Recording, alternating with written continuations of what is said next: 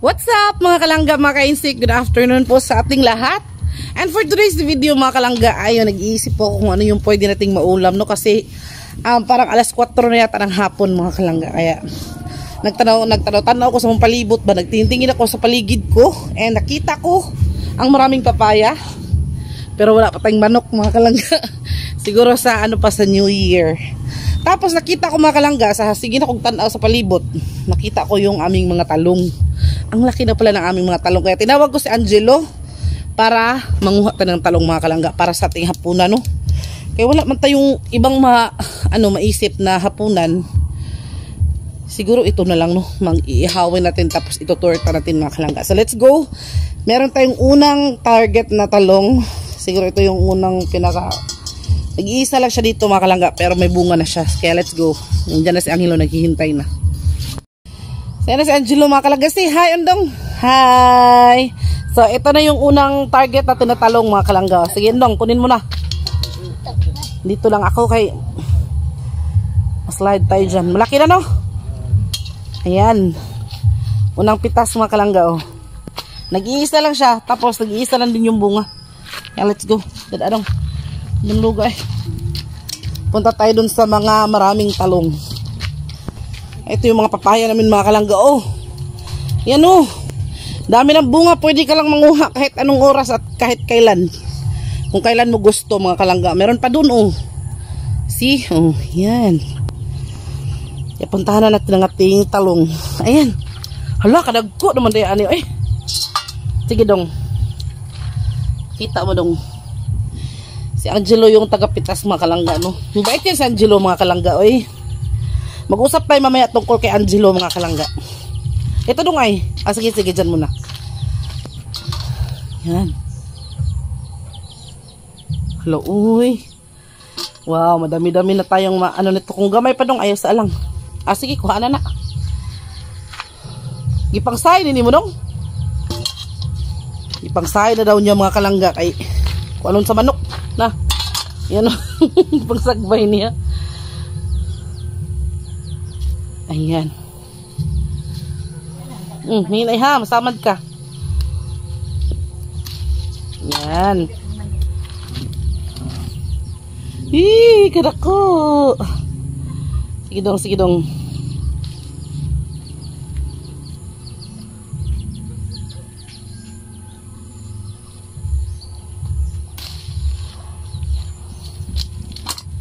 Ayan, kadaghan naman na yan eh.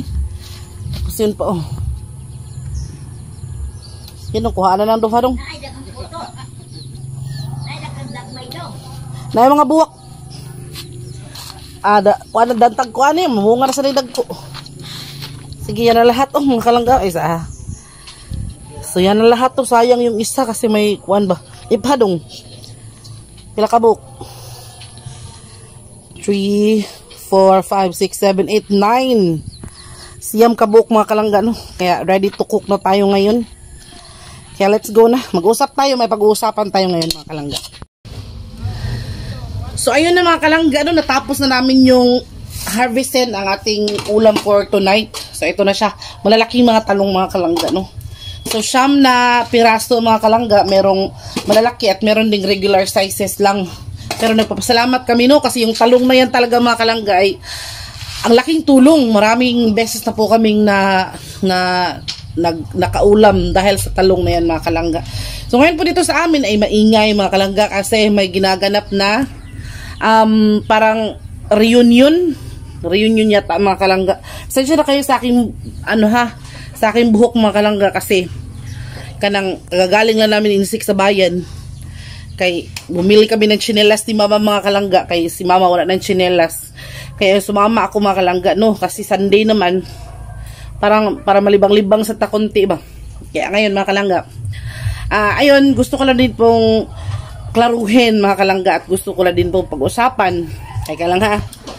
So yan mga kalangga, no, tungkol po sa video namin mga kalangga sa yung nagbukas po kami ng regalo. So gusto ko lang din pong sa inyo i-explain ba kung bakit ganun yung nangyari mga kalangga. Kung bakit ganun yung naging reaction ng pamangkin ko na si Angelo mga kalangga.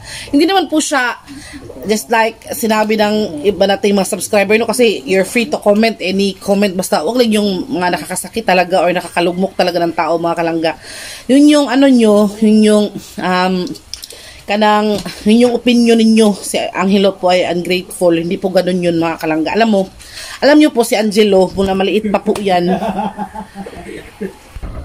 Nung maliit pa po yan si Angelo mga kalangga ay talagang hindi siya nasanay bitaw. Kasi wala kasing uso sa amin mga kalangga na bigay-bigay bitaw mga kalangga. Kasi dun sa amin, iyahag paningkamot kung sa Bisaya pa. Ano ba? Kanang kanya-kanyang sari-sariling paraan ba kung paano ka magkakaroon ng ganyan, kung paano ka magkakaroon ng bagong damit, kung paano ka magkakaroon ng pera. Kaya yun mga kalangga, talaga siguro naisip ko lang kasi hindi kasi ganito si Angelo mga kalangga, na siguro na nakuha na gid siya na wow, or maybe hindi lang talaga siya sanay na binibigyan. Kasi sino ba naman bibigay doon sa amin, no?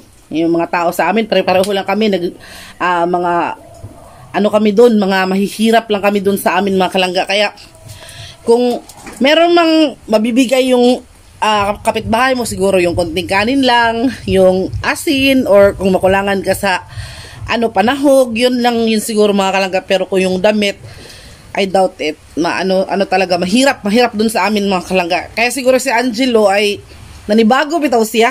Para bang nakikita ko sa kanya mga kalangga, hindi naman siya gaya na sinasabi nyo na ungrateful siya. Kung man siya, nagpapasalamat naman siya. Kanang nakita ko at na-feel ko naman mga kalangga na sobrang happy niya sa mga natanggap niya mga kalangga. In fact, kanang yung mga natanggap niya mga kalangga, galing sa amin, galing kay Auntie Josie, at saka yung binili ko sa kanya, talagang tinago niya mga kalangga. Ayaw niyang isuot ng walang okasyon, or talagang inaalagaan niya ba. Yun mga kalangga. Siguro yampingan ba niya? Siguro yung nakikita nyo, nahihiya lang po talaga si Angelo nun mga kalangga. So hindi natin hindi natin siya mapipilit mga kalangga.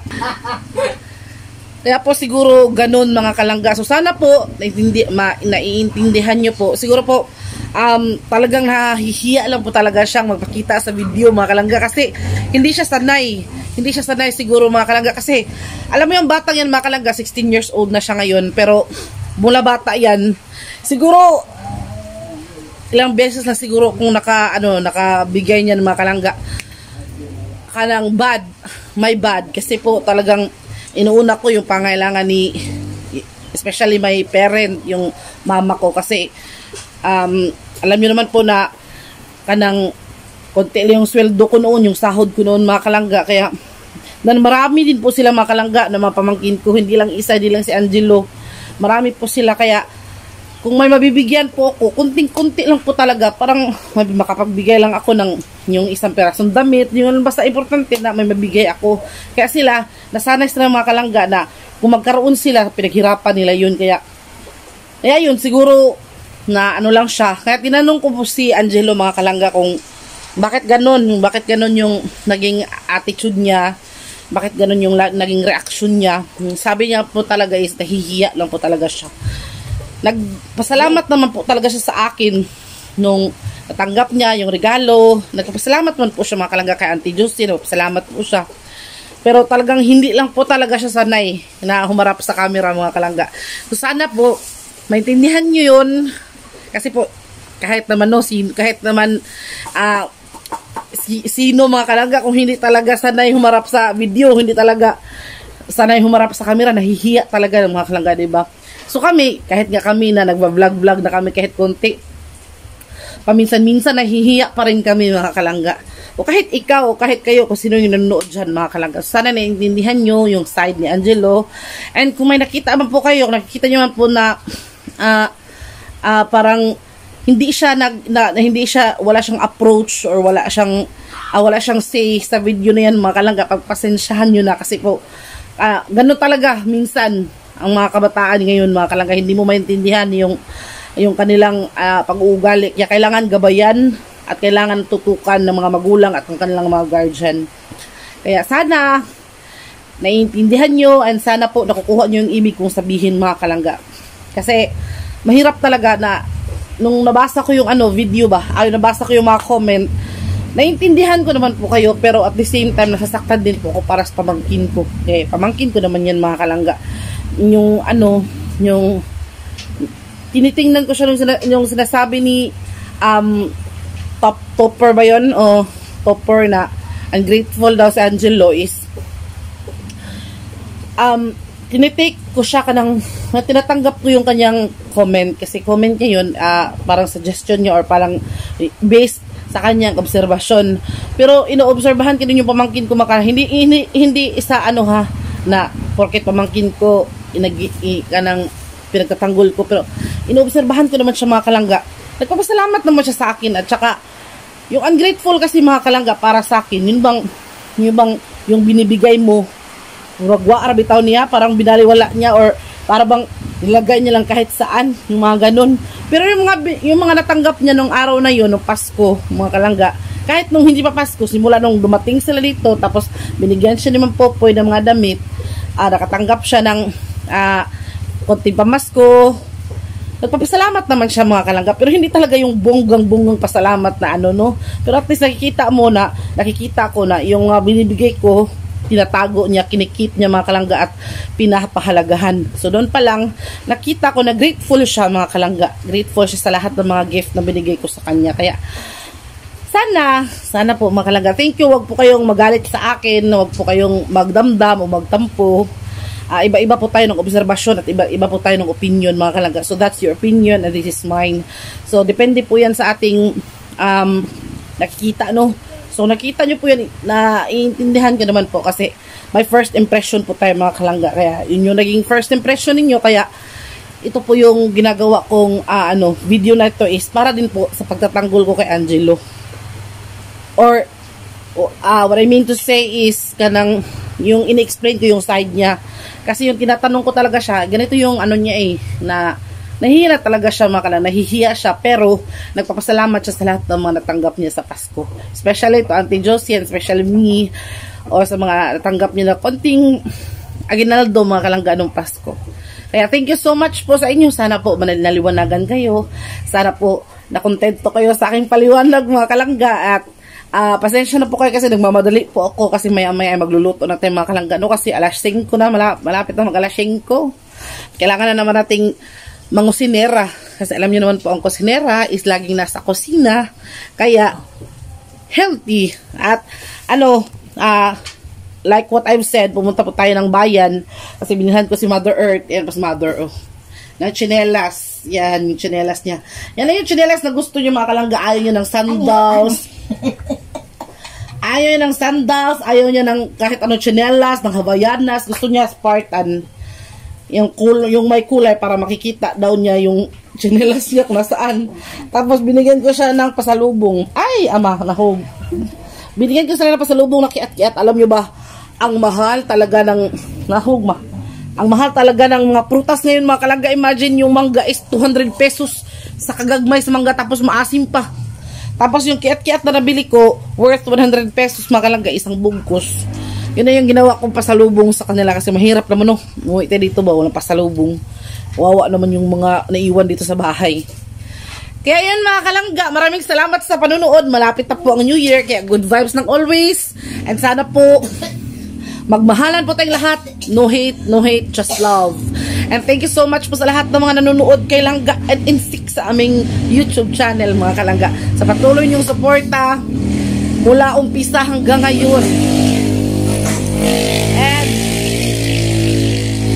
special shout out to Auntie Josie, Ate Yumi, to Ma'am Aruba Allen, to Ma'am Maricar Johnson, and special shout out to sa mga friend ni Ate Aruba na si Dory Richardson o si Ma'am Marlene McBride. Shout out once again to Ma'am Dory Richardson o Marlene McBride. So, thank you so much for watching mga kalangga. Sana nag-enjoy kayo and sana po naliwanagan po kayo sa video na to. No hate, just love. I love you so much mga kalangga. So, this is Langga of Langga Insik Vlog. Magkikita-kita po tayo sa susunod na video mga kalangga. And sana masaya kayo sa darating na bagong taon. And si mama ko ay giatching. Mga watching mga kalangga. Kaya thank you for watching and I love you all. Bye-bye. Bye. Bye. Bye.